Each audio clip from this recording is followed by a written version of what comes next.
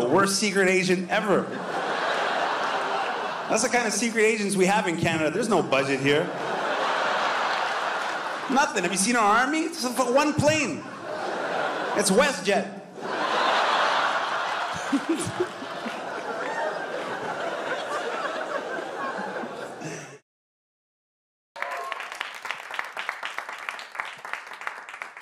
Thank you so much for being here. Congratulations, man. You got a big tour in front of you kicking off in a couple of days. This is your first time in the U.S. in a while, right? In a while.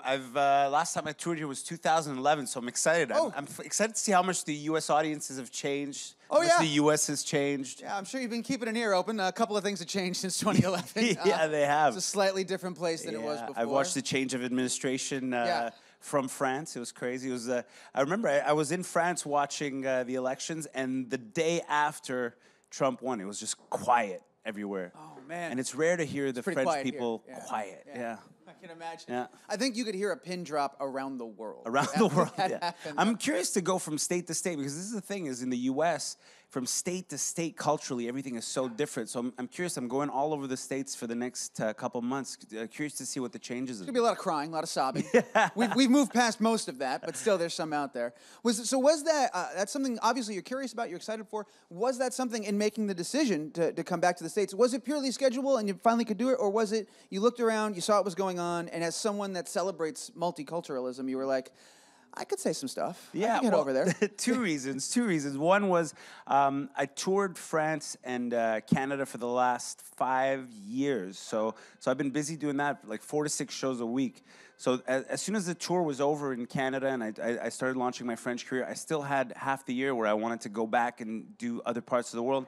And I missed the States. And I think, this change of administration really gave us a lot of material, comedians around the world. I think it saved a lot of comedians' careers, Donald Trump being in power. So it was I think it was fun to see what was going to happen. I was curious about how much the U.S. had changed. But we like Trump in Canada. You know. Oh, yeah? Yeah, not as president, as entertainment. You know, like, we canceled Netflix in Canada. Netflix went bankrupt. We watch you guys now. Well, that's the thing, right? He's great from a distance. Yeah. You know? He's good to watch from afar, yeah. It's like, you never know what's going to happen. You're kind of on the edge of your seat. Yeah. None of it impacts It's like your crazy friend. You're like, let's hear the stories afterwards. Precisely. Yeah, no, I get that. Yeah, it sucks over here, though. I'm not gonna lie. You look so discouraged, man. Well, I don't know. I don't want to communicate discouraged. We're all optimistic in our own way and hopeful. But I think one of the great parts is there is a lot more discussion. There is a lot more debate, and there is a lot more of a spotlight on a positive voice now, because we more than ever need to exist in opposition of this otherwise negative voice. And so, it's true. And you know, the French election just happened, and the French people, thanks for getting that right, by the way. Yeah, that's it. They got it right. Exactly. You guys nailed that one. Yeah, they nailed it. So the French voted in Macron. That was pretty cool. But I think they also saw what happened here and took it as like, we need to get out there and vote, and we really need to make sure that everybody's voice is heard. Well, I'm glad we could prove to be some kind of an example for the rest of the world. That's a silver lining, if anything, right? Yeah, we could take exactly. that. You touched on this briefly, talking about how different it is from place to place. You know, and I often hear comedians talk about the difference in crowd, even just like a East Coast, West Coast, like Comedy Cellar versus Comedy Store kind of thing. Mm-hmm. Have you honed over the years that muscle to sort of read that room and adapt in the moment, or do you not even have to do that now at this point? You've done this for so long over so many different places that you've tapped into something maybe a little more universal, maybe. Like, how does it work? Both. Yeah. I mean, I have a lot of material that is universal. Like, whenever I write stuff about my family or my girlfriend, I mean, that's gonna be universal stuff that everybody can relate to. But culturally, it's fun to go out there, and you almost gotta behave like an anthropologist. You gotta listen. You gotta ask questions about what's going on in a new cultural space, and then you gotta report it back in a funny way on stage. So for me, and for a lot of comedians, I think that's the work. The work is getting out there, really listening, asking the right questions, and doing your research, and being able to find that bridge between your point of view and what's going on in the audience. And that brings up, that's a great little natural segue. Sylvie, can I get that graphic real quick that I wanted to bring up? I just wanted to put up a list for our audience here. For those, these are all the places you've performed, at least according to all your biographies that I read and did my research in. And I wanted to put this up for a number of reasons. For those that aren't familiar, and to fully digest what a world tour means and what it looks like. You're performing all over the globe. You've performed in 4 different languages. So I'm very curious as to when you approach a place that's completely foreign to you for the first time, before you even get on stage, do you go spend extra time there just to absorb some of the culture? Because you would have to, I imagine, right? Definitely. Yeah. So what does that process look like? If Definitely. Well, I can tell you what I did in France. I've been in France for the last year, and I've been building my show there. It's like a completely different show, and it was about my point of view as a Canadian in France. So a lot of it was coming to France, living there as a local, and observing everything and writing everything down. So whenever anything happened, I'd write it down, and I'd test it on stage that night. We have they have all these open mics or one-nighters before the show would start. Before I would launch my tour there, I'd go out there and I'd practice all this stuff, write all this new stuff. I'd ask questions. I'd see the differences, because a lot of the comedy happens in the differences between yourself and another culture. I mean, for example, like when I go into France, that's the big difference between America. Like in New York, one thing that I love about being here is you can get anything you want whenever you want. To a fault. Yeah, to a fault. That's what makes you great, and that's what makes me hate you a little bit too, because if I want a double bacon cheese chocolate donut burger at 4 a.m., I could get that here. Yeah. And I shouldn't have access to that as a human being. Yeah. But you get it. And in France, you can't eat when you're hungry. Like, you're hungry, nothing's open. The doors of the restaurant are open. You walk in, it says open on it. You walk in, you're like, oh, is the kitchen open? They're like, no, monsieur. What makes you think that the kitchen is open? I was like, well, the doors are open. It says open outside. I did my basic Canadian math, and I thought, there's a chance this place could be open. And they're like, no, we are open between 7 p.m. and 7:17 p.m. between Tuesdays and Thursdays. Go make an appointment with the mayor. Like, it's hard to get food there. You go hungry, it's tough. And there are portions. Like, you guys, your portions are, like, Canadian portions are, and American portions are adult portions. You guys maybe overdo it a little bit. I think you guys know this when you go to other countries. But when you go to France, you get like these baby portions. Like, you get these baby portions, and they sell it to you like it's the best thing in the world. Like, monsieur, tartare of cucumber, 32 euro for cucumber tartare. Yeah. Yeah, and then you gotta like be happy about it. Yeah, so it's like and you gotta act like you're happy. You gotta be happy. You gotta be happy. No, because they give you attitude if you're not. Like, and you figure out, like, the service here. You guys, the service industry is amazing, but a little too much also. Like, I feel in America, people put it on for that tip. Yeah. Like, yeah, it's like, hi, welcome to Applebee's. My name is Sandy. I'll be your waitress today. Let me start you guys off with a couple ice waters and lemon. I'll be right back. It's like a little crazy. You've got the nervous tick, the blank down. You need to get on your meds, lady. And then, and then when you go to France, it's like they got such attitude because there's no tipping culture there. So like, you'll ask, like, excuse me, can I have a menu, please? Like,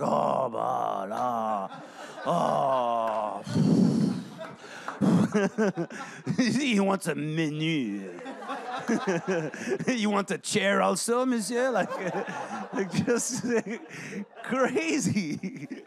Well, all of those things it brings up the question, can you take that whole stretch? And that works great here. Can you go to Egypt? Oh, they just brought the list away. But can you go to, like, Egypt or the Philippines or someplace? And can you do that same bit? Thanks, guys. Can you do... That's good. That's slick. Can you go to any one of these places? Can I spin this like a wheel and the price is right and land at any one of these places? And is that a bit that you can bring and it's going to elicit some kind of a response and a laughter? Yeah. Because you're just comparing, contrasting. Yeah. Yeah. I think a lot of people also get, American culture and European culture, like, around the world. But also, I go in a little bit earlier and... Like if like last time when I went to Dubai, for example, I went in a week earlier and I visited Dubai and I really took in the whole place and I said, okay, let me write things about the local culture here and then bring my point of view on stage.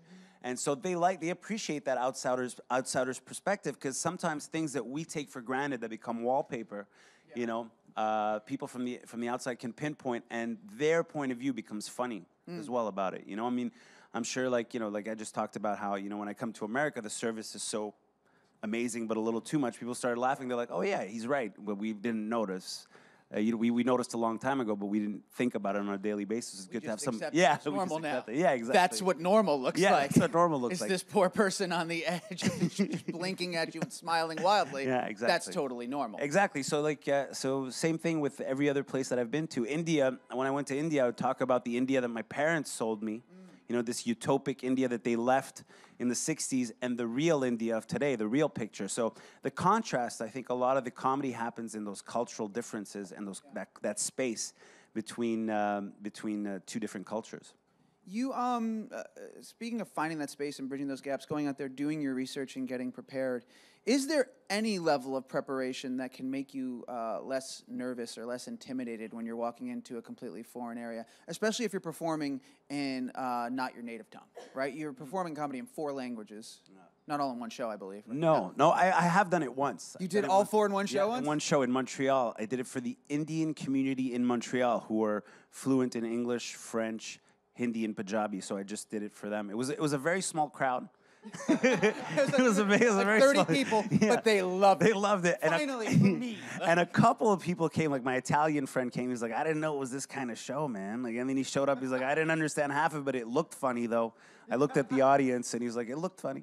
So yeah, I try to do the best I can. I mean, I think what you can do in this instance is you got to look at what your skills are, what your skill set is, what the advantage is, what makes you different from every other performer out there, and highlight those differences and make sure that you use those to your advantage, you know? And then for me, that's what I do, and that's the reason why I think I could perform everywhere is I grew up in one of the most multicultural cities in Canada and in the most multicultural neighborhood in Montreal and went to the most multicultural high school in Quebec. So having all of these people and all these different cultures around me and these different languages made me very adaptable. So I was very easily adaptable to all these places because I had friends from all these places. I'd go to Lebanon and I'd start my show by making a joke about how the Lebanese speak, and then people were like, "How did you know that?" I was like, "Well, I grew up with like 3 Lebanese friends, and so that's how I knew." And it's thanks to that, you know. I thank my neighborhood, and I thank my upbringing for making me so adaptable, making it possible for me to travel and do my shows in all of these countries. Because of that upbringing, you grew up with all 4 languages, or did you grow up? Did you learn them after the fact and learn additional ones? Like no, there's nothing brilliant about me having those 4 languages. I learned them because we weren't allowed to speak English in the house with my parents. We had to speak Hindi or Punjabi, because they didn't want us to lose the language. So they were very clever about it. Like, they were like, we are not listening to you in English. You got to speak Hindi and Punjabi, because they knew we'd get English and French elsewhere. Yeah, but they didn't want us to lose the language. Like, and they were very smart, because we weren't allowed to eat if we spoke in English. Like, no, I'm kidding. Look at that. Like, that's child abuse. That's not right. Well, no, I was gonna say, because like you should call the police.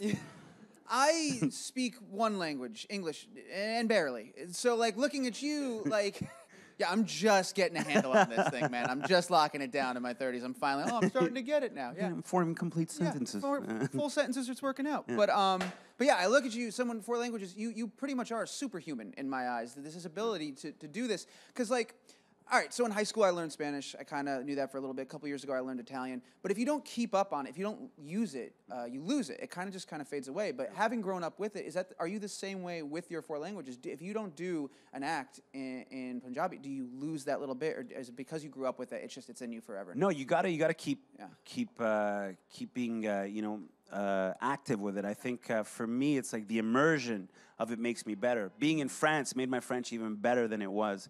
Doing comedy in French and being in the French industry in Canada as well made my French better. And then speaking to my parents every day, because as a good Indian kid, you got to call them every day. You got to FaceTime them every day. Otherwise, they think you're dead. If you don't FaceTime, they're like, we thought you were dead. It's been 8 hours. And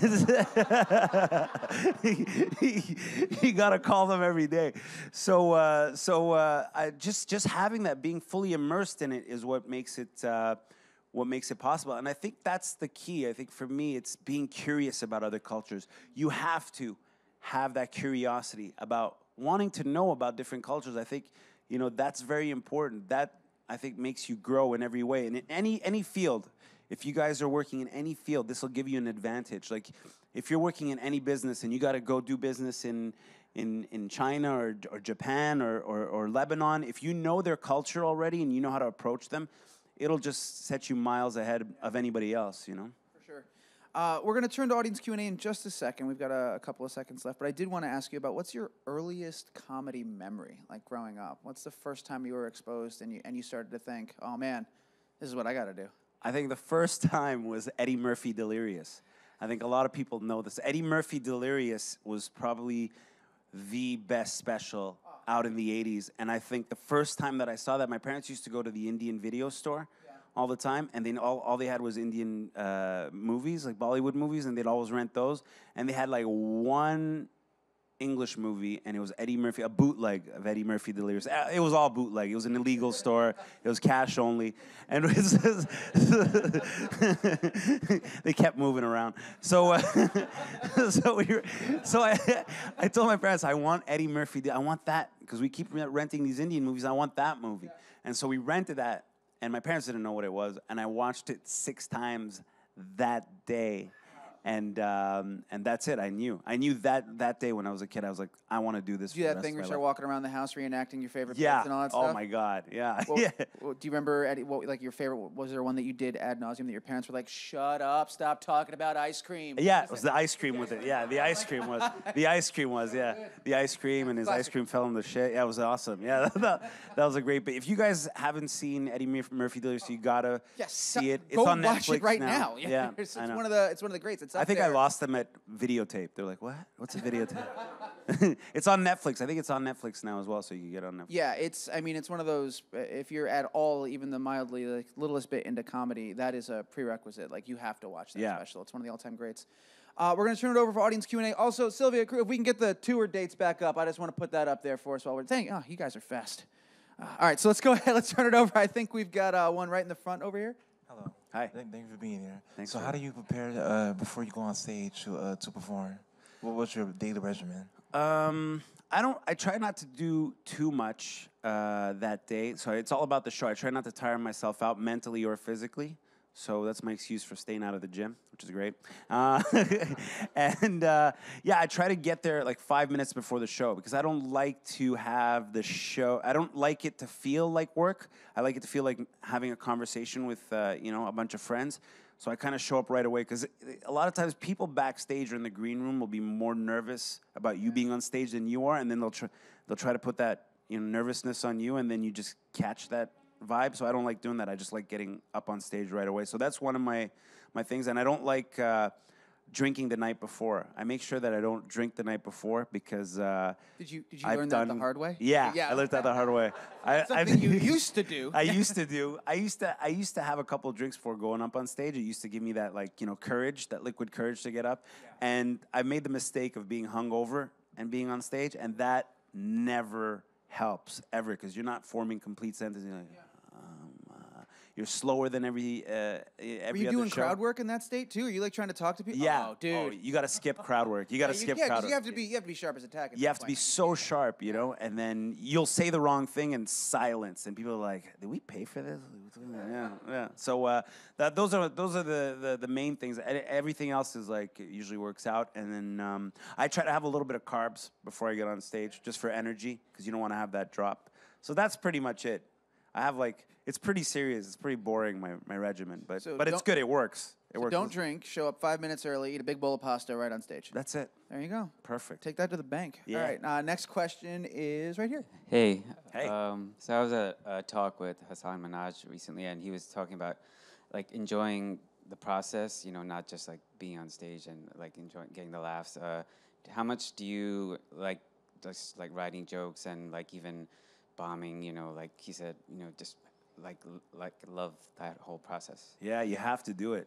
It's great. I love writing. I think for me, my two favorite things are writing and being up on stage, right? So coming up with that new bit, working it until you get it right, there's no better satisfaction than when it's done and you have it, and you've been through so many stages to get there. And that's what makes it original too. It's because you put your imprint on it, probably dozens of times before came to perfection before it became a complete bit. And even then, it keeps evolving and keeps changing. There's still bits that I've written a year ago that still I keep adding little things to, little tags, callbacks.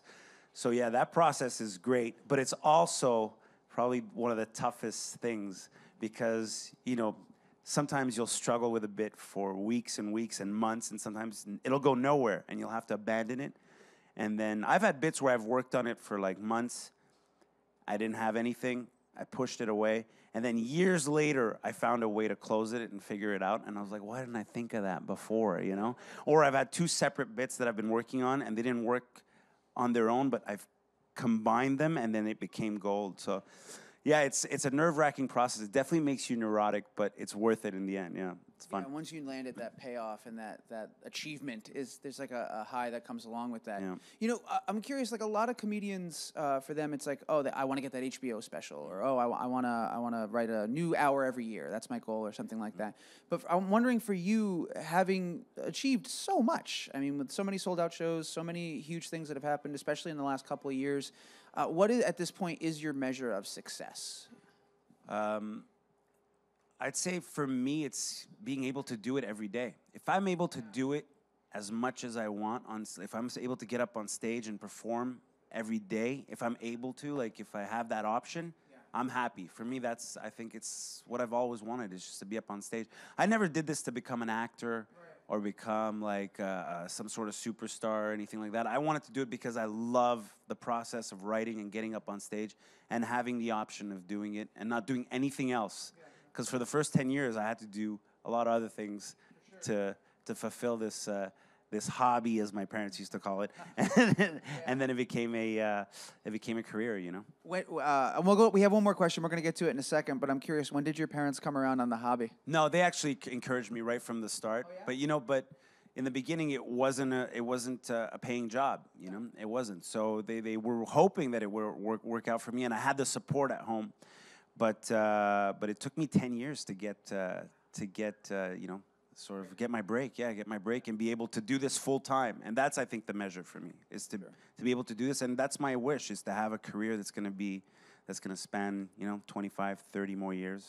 Yeah, I definitely think you're on your way to doing that. Yeah, Not a problem. Right. We have time for one more question. Let's go ahead and take that. It's going to be right over here. Hello. Hi. Besides other cultures and Eddie Murphy's Delirious being an influence on your comedy, who are your comedic superheroes besides Eddie Murphy, of course? For me, I mean, Eddie Murphy was my first one. I love Dave Chappelle, Chris Rock, you know, Bill Burr. Yeah, Bill Burr. I love Bill Burr.